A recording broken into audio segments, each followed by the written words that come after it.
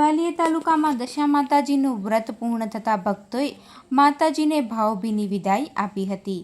વાલિયા તાલુકામાં ભાવિ ભક્તો દ્વારા મા દશામાની પ્રતિમાનું સ્થાપન કરાયું હતું.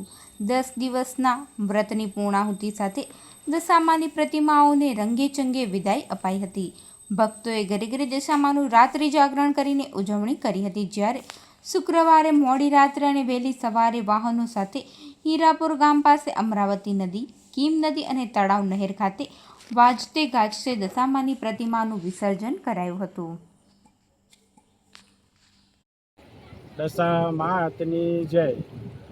મારું નામ સુરેશભાઈ છે. અમે વાલિયા તાલુકા હીરાપુર ગામે દશા માતાના 10 દિવસ આરાધના કરી અને 11મા દિવસે રાતે 12 વાગ્યા પછી દશા માતાનું વિસર્જન કરવાયા છે. અમે ભક્ત મંડળી સાથે છે.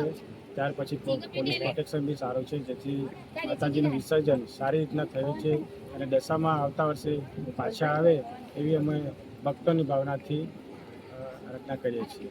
જય દશામાં.